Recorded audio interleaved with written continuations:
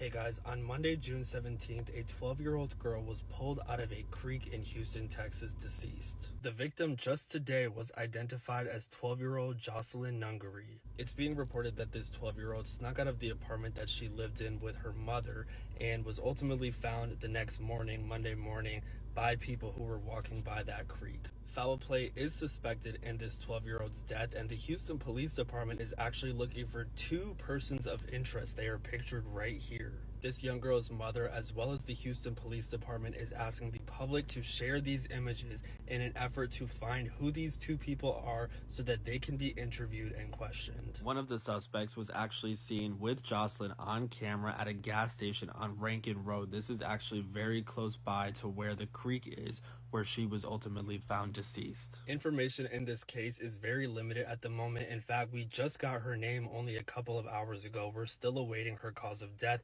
and we're also still awaiting if she was talking to anyone online, on her cell phone, over text, over social media, stuff like that. If you guys are in the Houston area and recognize one or both of these individuals, please call the Houston Police Department and let them know. Please share these images. Let's get this message out there so that we can bring about justice for this 12-year-old and for her family. 12-year-old Jocelyn Nungaray was found deceased in a Houston, Texas creek on Monday, June 17th, 2024. The Houston Police Department is asking the public for help identifying these two individuals right here who allegedly are suspects in this death. Since making part 1 down in the playlist below, we have a couple of new updates. Jocelyn's death was due to strangulation, and we also got an interview from Jocelyn's mother. Take a listen. She was goofy. She always had her own little spunk. She never followed the crowd. She always stood up for what was right. It's hard. It's so hard. How have the past few days been for you as a mother? It's like not real. Like I keep hearing everything, and I keep hearing everybody tell me everything, and I hear it, and I hear it, and it's not registering. It doesn't register at all. It's just like I feel like I'm in an alternate universe where I'm just living this ongoing nightmare that just doesn't stop, and it's I don't think it'll really hit me until I have to see her. Oh God. And when was the last time you saw her and spoke to her? Right before I went to bed Sunday night. I told her not to stay up late. She was gonna come with me to work. And I said, okay, good night. And you know, what did you think when you learned, or how were you notified that she was found?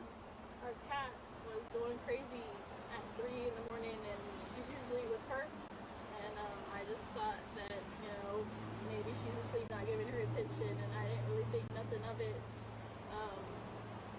And I woke up at 6:30, normal, shower, went to their room. She shares a room with her brother to wake up her 5-year-old brother, get him dressed for daycare, and his phone was missing. I went to go look for her to get his phone. Looked on the couch, looked in her bed, her closet, her bathroom. Didn't see her. I walked around the complex. Didn't see her. Just walked around. I quickly got in my car and I pinged her phone, and it pinged right over there. And I ran, and that's what I saw. It's Kate and officers, and I ran up to him, told him my daughter was missing, and he wouldn't tell me anything. It wasn't until an hour later I got called to go downtown to talk about her whereabouts, and that's when I was given the information. They found her that morning. So sorry. And, you know, HPD has released photos of the possible suspects or person of interest. Do you recognize those two men? No clue.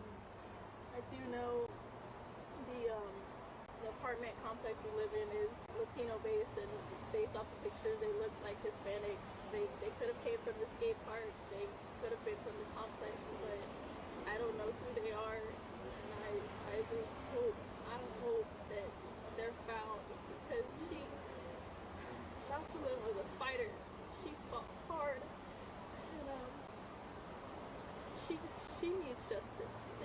didn't deserve this.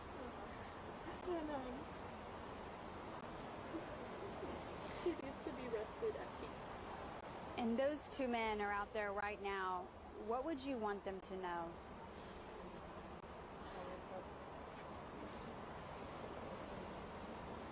They took away my firstborn. I was a teen mom. She's who helped me grow, mature. She's turning into such a beautiful, beautiful young lady. Me and her have gone through a lot these past few months with her mental health, and I was really looking forward to seeing how she was going to be. They took every opportunity away from me, from our family. So sorry. I hope they come forward, and I hope the universe gives them what they deserve. And I know she was on the phone with her boyfriend when she was up here at the 7-Eleven. That's what I heard. Yeah. Have you been able to talk to him or know what they talked about? I have no clue. I don't have his phone number. His phone number was in her phone, and it's still with them and evidence. And I don't know much. I just know what the sergeant has been telling me. I have her Instagram logged in on my account, and tried reaching out, but I'm gonna try to reach out again just to hear from him. What did he hear? You know, hearing that he heard her talking to two adults and wasn't said what was said, but I need to know what was said. I need to know what he heard, because reading the message threads that he left her when she wasn't responding, it made me feel like he had a gut feeling something was wrong. So. Yeah. And did she tell him she was meeting these people, or that was he familiar with them? No. She just said she was just walking around different stores. Don't know why, what possessed her to walk around late at night in this area of all places. I've always told her to never leave the house, never leave unattended. Always be safe. There's people around here that are crazy. I just don't think she ever thought it would face her. Alexis, usted quiere justicia por su hija. Quiere justicia para su niña. You want justice for your daughter. I want justice for everything. I want them to face everything they put her through, and more and worse. I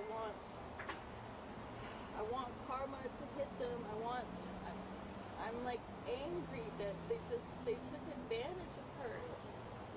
She's so young. 12.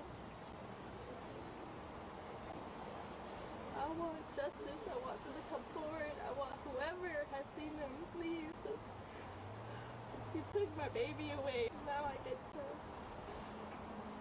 let her brother know her sister's never coming home. The police, what they mention about the case? Have they called you with any news? Just with what they give me the information that's right before given to the news, so they'll tell me and let me know it's going to be aired. Like, all I know is the surveillance pictures that I saw, and just the basics of that. They haven't really given me much information. If somebody sees them, recognize them, and maybe they're terrified to report that to police Please for don't. any reason, Please don't. Please don't. It could have been your sister, your niece, your granddaughter, your daughter, your best friend. I wouldn't wish this on my worst enemy. Nobody deserves to lose a child. No one deserves to bury their child. It's hard. are you concerned because these men are still out there? I am, because if they were so open to do it to a little girl, they could do it to anybody else again. And nobody needs to be put through that again. Nobody needs to go through what my family's going through. How do you want Jocelyn to be remembered? girl with spunk. She had a beautiful smile, goofy, loving. She was asked one time if there's one thing she could change, anything, what would it be? And her answer was she would make sure every stray animal had home. She would make sure that they all had somewhere loving to be. There would be no more animals on the streets. And that's the kind of girl she was. She wanted to save any hurt birds, any hurt dogs, cats, anything. She had the biggest heart. Biggest heart. And you said she had a cat that was kind of acting crazy because she wasn't there? Yeah, she just was.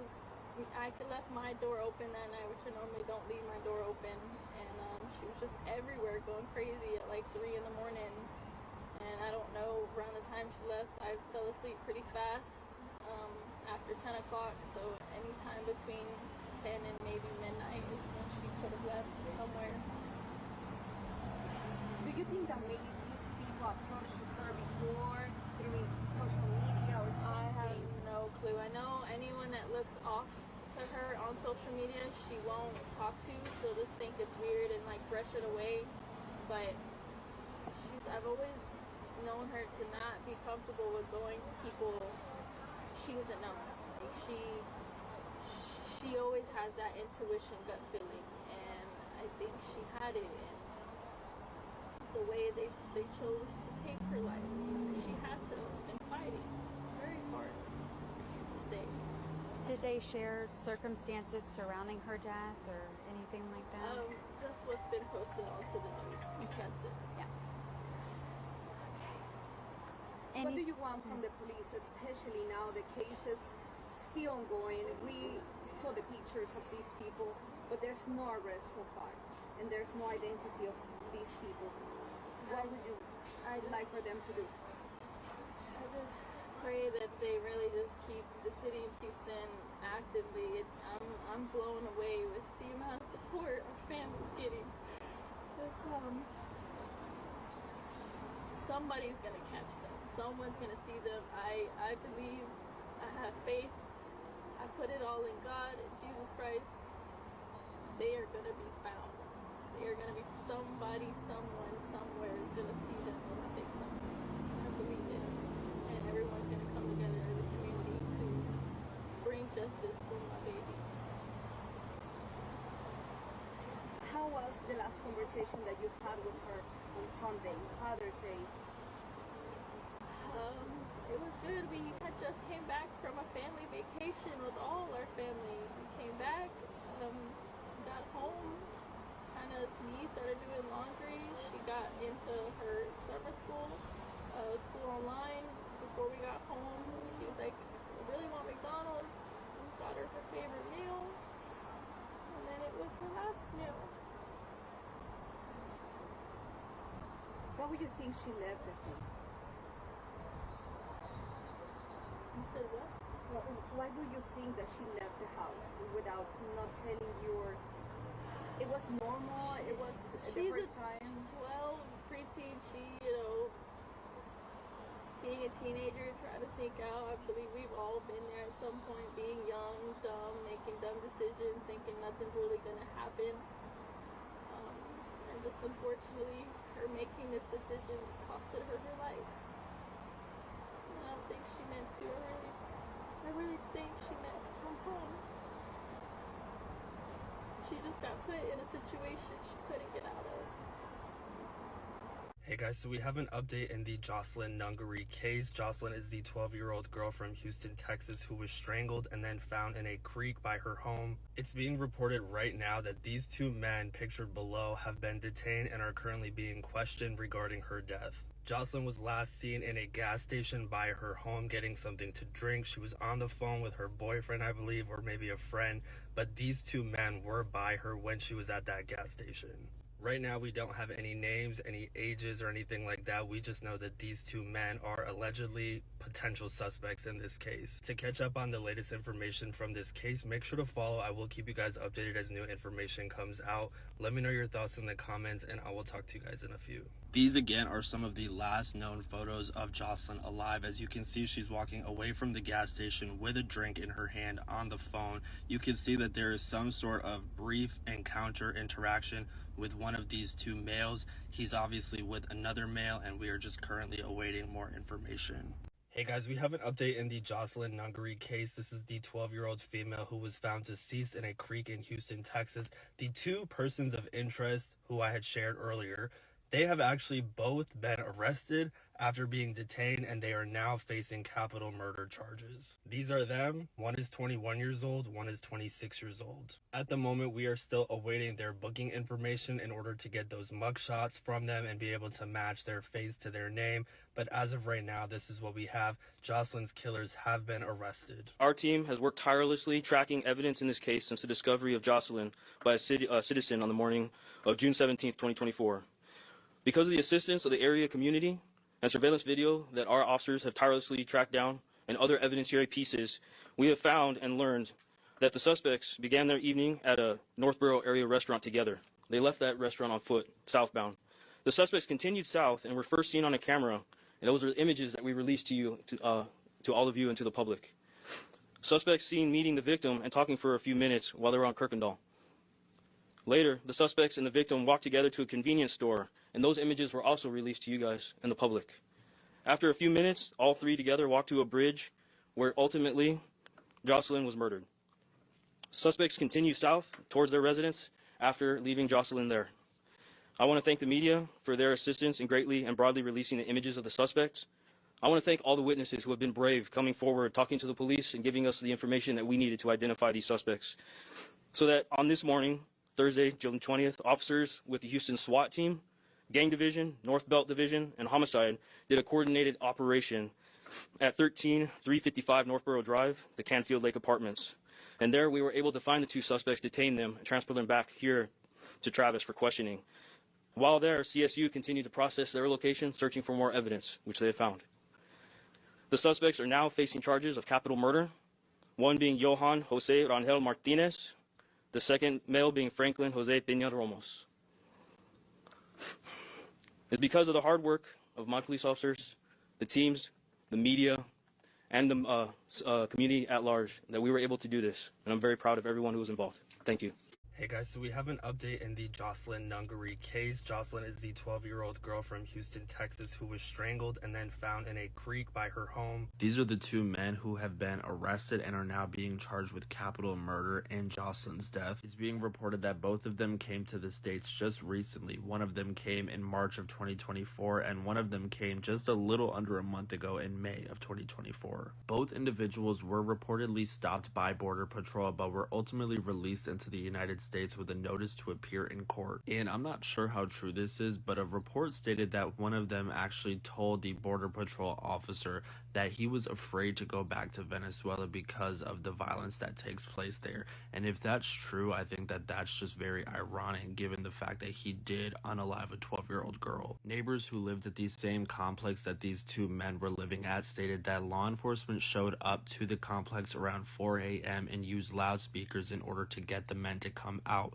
When they didn't come out, officers approached the second floor apartment with weapons drawn. A neighbor said one of the guys tried to jump off the balcony to get away. However, the police had the place surrounded and they quickly were able to grab him. Another woman who lives in the complex stated that she was shaken up by the fact that these accused killers lived so close. She also shared that both men moved into the complex just a few weeks ago and that she would see both of them, Ramos and Martinez, sitting on their balcony yelling things at women who pass by. Since these arrests, Jocelyn's mother, Alexis Nungaray, has stated that it's been an overwhelming relief that they have been caught and that they're off the streets. It feels great to know that everybody has been working so hard and so fast to get justice for her daughter. Alexis stated that she has never seen either of the two men before and she doesn't know if her daughter actually knew them. She also says that it's very cowardly of one of them to try to alter his appearance to think that it would make a difference, but she says Houston is way stronger and these people are going to get what they deserve.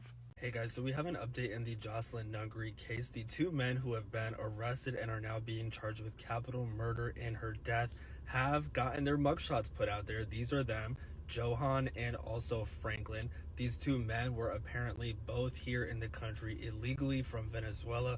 One of them, Johan, came to the country through the El Paso border in March, and Franklin came in through the El Paso area in May, just a little under a month ago. Both men were apprehended by Border Patrol when they did cross into the United States. However, they were ultimately released into the United States with a notice to appear. And I looked into it just briefly, and I guess notice to appear is just part of the process of having a person who came here illegally removed. I don't know, I'm not too familiar with that. We do have some new information about the night that Jocelyn was ultimately unalived, and it's being reported that Jocelyn was lured. That's the term that they use. She was lured to the bridge, and I guess she was tied up. Her clothing, articles of her clothing were removed, and she was ultimately struck and then thrown into the water. At the moment, both men are currently sitting in jail and their bail has been set at $1 million. We don't know if she was talking to these people prior to her sneaking out. Were they two people that she met up with on her walk to the gas station to get something to drink? We don't know anything about that at the moment. Answers will come out in the near future, but for right now, that's all we really know. Of course, I will continue to keep you guys updated as new information comes out, so if you want more updates, make sure to follow. Let me know your thoughts in the comments, and I will talk to you guys later. Good morning, everyone. We have an update in the Jocelyn Nungaray case. Take a listen. Now, if you guys have been following this case, you know that Franklin Ramos, age 26, pictured on the left, and Johan Martinez, 21, pictured on the right, were both people who had entered into the United States illegally. According to the agency, the U.S. Border Patrol apprehended Martinez near the El Paso, Texas border on March 14th, but he was ultimately released that same day on an order of recognizance with a notice to appear. In simpler terms, this is just some sort of bail. On May 28th, just a little under a month ago, Franklin Ramos was also arrested and he was apprehended. A judge ordered that he appear in court later, and he was ultimately released into the United States as well. Now, some newly released information that has come out is that both men were actually released into the United States with GPS monitoring. Johan Martinez, who had crossed the border on March 14th, 2024, was released from this monitoring program on May 15th because he had no known criminal history and he was complying with his check-ins. Franklin Ramos, on the other hand, it's a different story. He still had his ankle monitor on when he was committing this crime against 12-year-old Jocelyn. However, it was reported that after the slaying, he actually cut the ankle monitor off his ankle. According to the official court documents, the two men allegedly lured Jocelyn under the bridge where they kept her for over 2 hours. They took off her pants, tied her up, and then strangled her before throwing her body into the creek. Now take a listen to this. The Harris County District Attorney's Office noted that capital murder of a child between 10 and 15 years old wouldn't be a death penalty case under state law. So in Texas, if you unalive someone between 10 and 15 years old and are convicted, you won't get the death penalty. However, these two men could end up getting the death penalty if there is signs of SA on Jocelyn. Both men waived their probable cause court appearance on Friday evening. However, they are expected back in the courtroom in front of a judge on Monday, June 24th. As always, make sure to follow if you want more updates on this case. Let me know your thoughts in the comments, and I will talk to you guys later. Hey guys, one of the men who has been accused and is now being charged of killing Jocelyn Nungaray, the 12-year-old girl out of Houston, Texas, appeared in front of a judge today. Franklin Ramos's bail has been set to $10 million by the judge because there were allegations that he was trying to get money to get bail and get out of jail and then leave town. Apparently, he was asking for money from his boss. At the news conference, the district attorney said that both Franklin and Johan are not eligible for the death penalty, but that could change if the evidence shows that Jocelyn was kidnapped or RAPED. If the charges are upgraded, they said that they will ask that both men be held without bond. The district attorney was then asked about reports that Franklin was wearing an ankle monitor when he was arrested, and he says that he can't speak to ICE putting ankle monitors on folks and releasing them. Our immigration system is broken, and if there has ever been a case that reflected that, it's this one. ICE had earlier clarified that Franklin and Johan have never been in their custody, but both men were originally detained by the U.S. Border Patrol agents in El Paso, Texas, after they entered the U.S. illegally. Both men were released on an order of recognizance with a notice to appear at a later date. Jocelyn's mom, Alexis Nungaray, also spoke out today. This is what she had to say. I thank everybody for being here to make notice, a national notice for my daughter. She was amazing. I still see her face in the back of my head every day, all day. Keep getting little signs about her throughout the days, and it's just been a very, very hard time for me and my family. But the amount of support I've been getting from everybody it's very, it's from the bottom of my heart, so appreciated. I hear her sayings just replaying over and over on in a loop in my brain. Her dorkiness, her quirkiness. She definitely made people laugh. I'm always gonna remember those memories because she had such a bright future ahead of her, and I knew she was gonna go very far. And these monsters took that opportunity from her, from our family, of watching her. And I just want people to remember, I know this is a very high profile case, but she was still my firstborn. I was a teen mom. I fought for her at 15. So 27 now, I'm still fighting for her. And just remember that she was a very special little girl that deserves her justice. And I know she's gonna make a difference in this world for all children. And now it's my job to make sure it continues to happen. I just want to say thank you. Of course, I will keep you guys updated, so make sure to follow if you'd like more updates and information about this case. Let me know your thoughts in the comments, and I will talk to you guys later. Hey guys, the second suspect in Jocelyn Nungaray's death appeared before a judge today, and his bail has been set for $10 million, just like the first suspect, Franklin. A woman whose identity has not been publicized was actually yelling in the courtroom at him, murderer, several times, and saying that she wanted him to see her face. At the moment, Johan, the suspect that appeared in front of the judge today, is facing the same capital murder charge that the other suspect, Franklin, is facing. The district attorney today, however, stated that there was likely an SA that took place, and that is most likely going to make this a death penalty case. It was also revealed today during Johan's court appearance that when he was arrested, he had bite marks and scratches all over his arms. He also apparently confessed to tying Jocelyn up and throwing her in the creek to get rid of any DNA on her body. Law enforcement also got a hold of Johan's phone and saw that immediately after these photos from the gas station were released, he started Googling ways to flee the country and basically leave town. While both Franklin and Johan have not confessed to SAing Jocelyn, the lab tests are going to ultimately be the main thing that proves that. So as soon as that comes back, if there is a sign of SA on Jocelyn, they are going to be facing not only capital murder, but also the death penalty. The district attorney also went on to say that this crime was horrific and that Jocelyn endured assault for multiple hours before ultimately being unalived. It was also reported that these two men had apparently been drinking all day, and they saw an opportunity to take advantage of a young child who was just going to the gas station to get something to drink and to have a conversation with her boyfriend over the phone, and they completely and utterly just did a horrific and heinous thing. Authorities at the moment believe that they approached her for directions or to ask her a question, and they ultimately used their strength against her to take her and do what they did to her. Here is some footage from today's court appearance. This is Johan on the screen in his yellow prison outfit. It was revealed today that Johan is actually a father. He has a 2-year-old child, and he also has a 5-year-old child. Of course, I will continue to keep you guys updated as new information comes out about this case, so make sure to follow for that. Let me know your thoughts in the comments, and I will talk to you guys later.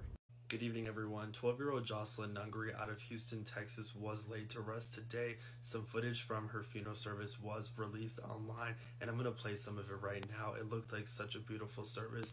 My heart really does break for her family, and I'm sending her family and friends a lot of strength and love right now. It was reported that hundreds of people came to this funeral service today, strangers, family, friends, in an effort to show their respects for 12-year-old Jocelyn Nungaray and her family. It was also said that family spoke, friends spoke, political figures spoke, and a lot of people were just using this opportunity to talk about Jocelyn, to talk about the impact that she had on their lives, and to talk about how much she meant to them. It was revealed that people close to her called her Jossie, and that she was a typical preteen who loved the movie Twilight. Jocelyn's great aunt spoke, and this is what she had to say. Thank y'all, everyone, for all of your support and everybody that has done everything. But first and foremost, I just wanted to say I love you, Jossie, and we will see you again, I promise. A horse-drawn carriage brought Jocelyn's body to the cemetery where she was ultimately laid to rest, surrounded by family, friends, and loved ones. Jocelyn's family made it clear that they are going to be pushing for reform and that they are also going to fight until justice is served. Good morning, everyone. So we have an update in the Jocelyn Nungaray case. We actually now know how investigators and law enforcement were able to find both Johan and Franklin, the 2 suspects, in Jocelyn Nungaray's death. It was actually thanks to one of the suspects' roommates, who was reportedly watching TV with the 2 of them, and both of their images from that surveillance footage at the gas station popped up on the news. He said that he immediately recognized the 2 of them, but kept quiet because he didn't want them to think that he knew anything. This roommate ended up calling his cousin to let them know, and that cousin was the one that actually called investigators with this tip. It was reported that on the night of Wednesday, June 19th, just 3 days after Jocelyn's unaliving, the search warrant indicates that the officers received a phone call from a man in Laredo, Texas. The man said that his cousin, who he referred to as Joe, lived in Houston, and he had sent him a text message saying that he believed that he was living with the 2 men responsible for Jocelyn's death. Joe also sent his cousin an image of him with both Franklin and Johan at the Ojos Locos bar on the night of the unaliving. Joe had apparently just recently moved into the apartment on Monday, June 17th. He didn't even know the 2 of their names. He just knew them as Gordo and Gordo's cousin. He said that he initially met the duo during the migration process, and they all reconnected after he moved to Texas. Their apartment had 2 bedrooms. Joe shared 1 bedroom with the suspects, while the suspect's construction boss lived in the other room.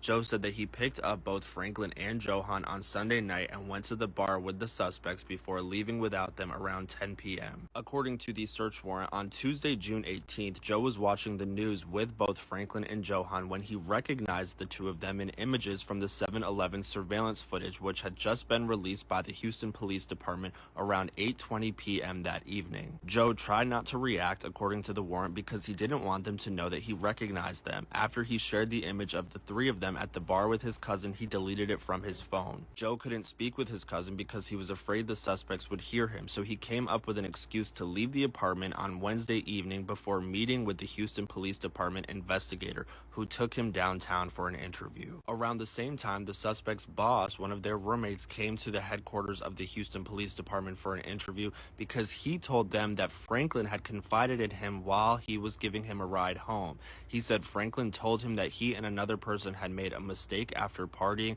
and that they hurt someone who was now dead. The boss later told his girlfriend about Franklin's admission, and she showed him the surveillance images of the persons of interest released by the Houston Police Department. After connecting the dots, the boss called authorities. When the Houston Police Department moved in to make an arrest, records show that they did not know the suspects' names but used the photo from the Ojos Locos bar as an identifier. When officers searched their apartment, they seized several items including toothbrushes, hair trimmers, underwear, and paper with possible blood. Of course, I will keep you guys updated as new information comes out, so make sure to follow. Let me know your thoughts in the comments, and I will talk to you guys later. Hey everyone, we have some disturbing new details in the Jocelyn Nungaray case. According to the Houston Forensic Science Center, Jocelyn was by both suspects, Johan and Franklin. Now remember, because of Jocelyn's age, both men were not eligible for the death penalty for this capital charge. However, because there was signs of on Jocelyn's body,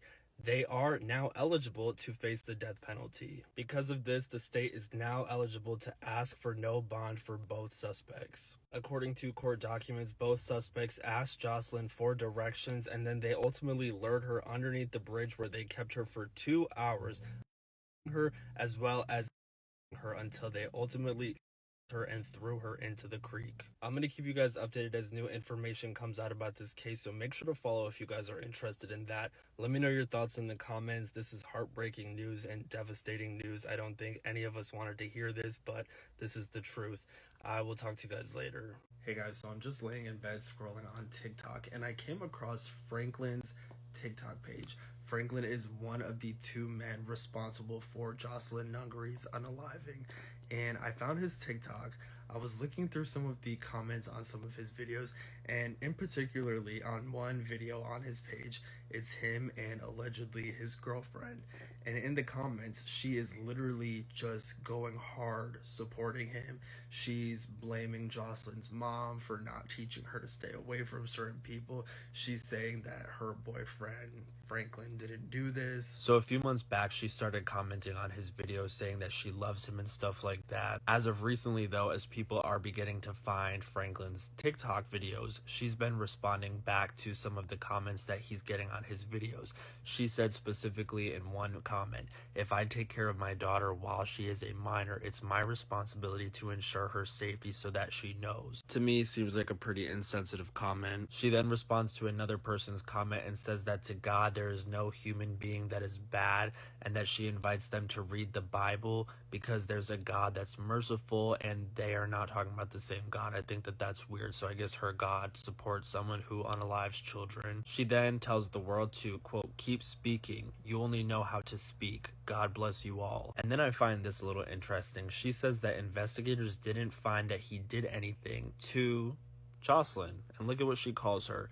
"He didn't touch her, and you will remember me the day they find out who ABUSED her." At the beginning of the year, she comments on a video saying, "I love you, my love. We are one solo." He says, "We will always be one. Beautiful. I love you so much more." And then another person commented just recently and was like, "And you still love it?" And she goes, "Yeah, until the sea dries up." What are your guys' thoughts on this? Because she's not only defending him, but she's kind of talking poorly about Jocelyn and her family, which I really do not like. At the end of the day, her boyfriend committed this crime, and the fact that she's going to sit there and defend him is just absolutely mind-boggling to me. What do you guys think about this? Let me know in the comments. I'm digging deep into this, so there's going to be more videos to come in the future, so make sure to follow. I'll talk to you guys later. Good morning, everyone. We have an update in the Jocelyn Nungaray case out of Houston, Texas. According to newly released search warrants, the 2 men who have been arrested and are now being charged with Jocelyn's death, they are taking no accountability on their own part. In fact, they're both blaming each other. When detectives interviewed Franklin, which is this one right here, this is what he had to say. Franklin stated that he and Johan left an Ojos Locos bar in North Houston around 10 p.m. and began walking back to their apartment. Along the way, he said they got lost and went to a 7-Eleven nearby where they met Jocelyn and asked for directions. After leaving the 7-Eleven, the search warrant states that Franklin saw Johan kiss Jocelyn on the lips before he wrapped his arms around her neck. He later guided her underneath the bridge along Rankin Road, where you can finish reading the rest. Franklin said he told Johan to stop, but he allegedly replied, "I have to finish what I started." He later strangled Jocelyn, tied up her hands and feet, and put her body in the bayou underneath the bridge. Franklin stated that he did not know what happened to his or Johan's clothes after the unaliving, but that he believes his co-defendant got rid of them. Franklin also stated that he observed Johan cutting his beard. When he asked why, he replied, "So they don't recognize me." According to Franklin, he did not touch Jocelyn, nor did he SA her? I wonder if he knows what DNA is. Now, when Johan, the second suspect, this guy right here, was interviewed, he took no accountability at all, said that he distanced himself from Franklin, who committed this crime by himself, and investigators and law enforcement had to stop the interview because they knew that he was lying and he was giving them absolutely no honesty. However, when Johan's interview was reinstated, he did admit to tying up Jocelyn's hands as well as her feet. He also says that he told Franklin to put Jocelyn's body in the water to wash away DNA.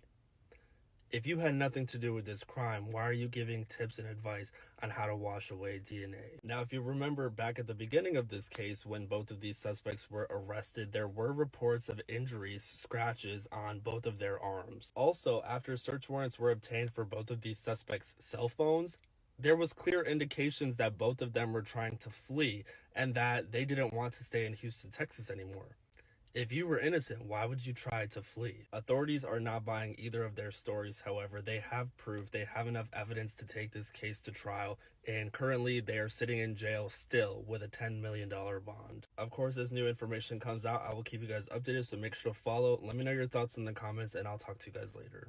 Hey everyone, we have an update in the Jocelyn Nungaray case. Jocelyn Nungaray was the 12-year-old Houston, Texas girl who was unalived by two men who were illegally in this country from Venezuela. Something called the Justice for Jocelyn Act was introduced today by Senator Ted Cruz of Texas, as well as Jocelyn's mom. Jocelyn's mother, Alexis, stated that she refuses to have her daughter's voice go unheard, and she is going to fight for reform moving forward so that something like this doesn't happen to someone else's child. Alexis stated that the two men responsible for her daughter's death should have never been let out of federal custody, and that is ultimately what this Justice for Jocelyn Act is going to be focusing on. The Justice for Jocelyn Act would mandate that the federal government detain migrants in the country illegally while their cases are proceeding.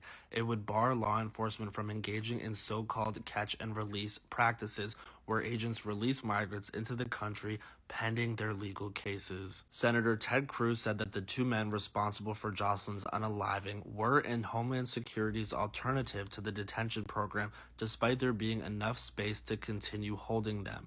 That discrepancy is part of the Justice for Jocelyn Act.